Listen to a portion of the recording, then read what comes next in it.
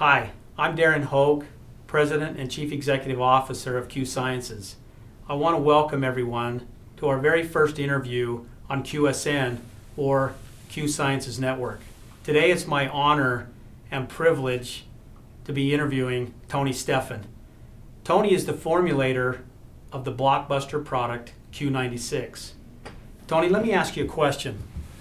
How did Q96 come about? You know, Q96 came through, unfortunately, a very traumatic situation.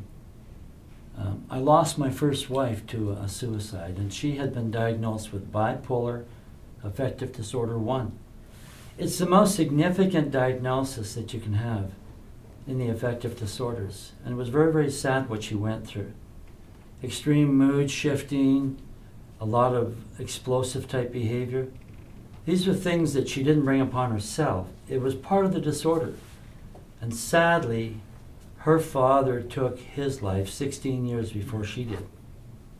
You know, Darren, at the time of her death, there was two of my children who struggled with the same thing. Both of them had also been diagnosed with bipolar affective disorder 1 with rapid cycling. And I was going to lose them. And it was so sad because I'd already buried my father-in-law. I love that man.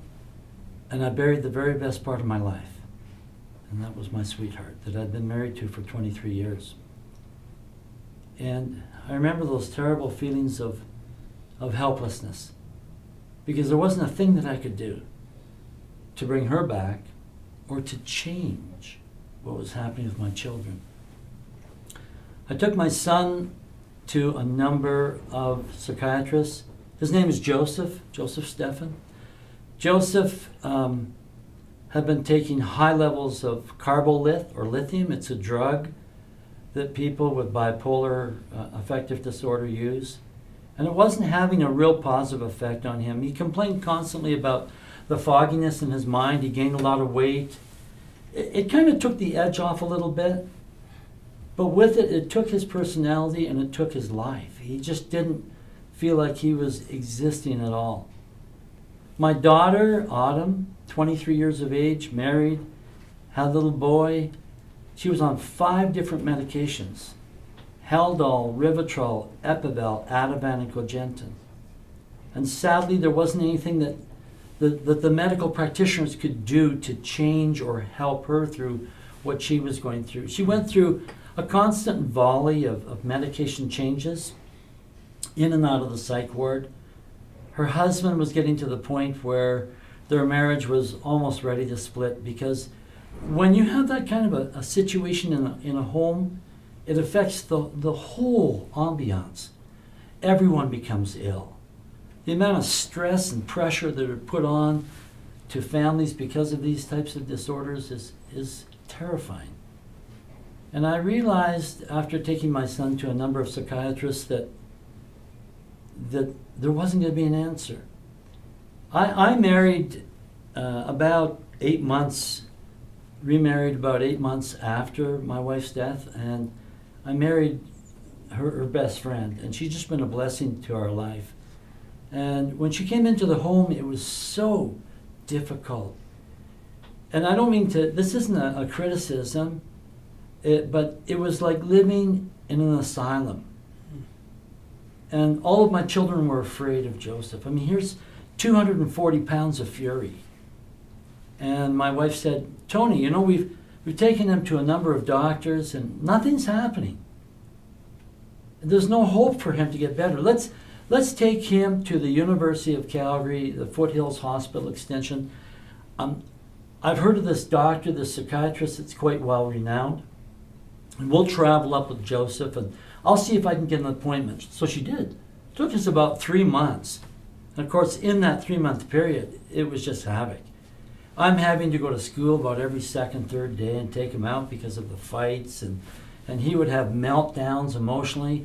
We had to be so careful how we would wake him up because he'd be in this terrible sullen depression. Explosive. Absolutely explosive. And by afternoon, he was in a raging mania, making absolutely inappropriate decisions. So his life was in a terrible state. And so she arranged for this appointment, and we drove up. It's about a 3-hour trip. And I remember going in, and after about an hour in the waiting room, we were invited to come into the doctor's office. And she was very kind, just a wonderful lady and compassionate. And I went on to tell her what we were going through, Darren. And she said, please, Mr. Stephan, spare me the details. Because you see, I've dealt with thousands and thousands of people. So she knew exactly what you were saying, huh? Oh, absolutely. She'd already seen it. And so many families were living the same nightmare that we were living. Some of them had already even lost family members to suicide, just like we did. And I remember saying to her, Doctor, there's got to be a better answer. My daughter's on 5 medications. This young man's on lithium. He'll never have a life. He'll never have a child that he can hold to call his own, a sweetheart by his side, a vocation, an education, a career, or whatever. You see, that would never ever happen because he was so dysfunctional. And I was telling her this, and I said, so with that, there's got to be some better research. There's got to be an answer because there's tens and tens of millions of dollars that are going into research, and you've got facilities all over the globe. There must be a better answer. And she said, no. No, there isn't. Mr. Stephan, you've got the best. These medications, while they're not perfect, we're going to try and find something that'll sedate him. And I guess I pushed the envelope a little bit too hard.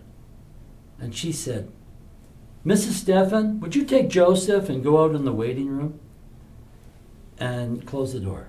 I need to talk to your husband. And you know, when that door closed, it was like a shotgun going off in my face. Mr. Stephan, you need a wake-up call.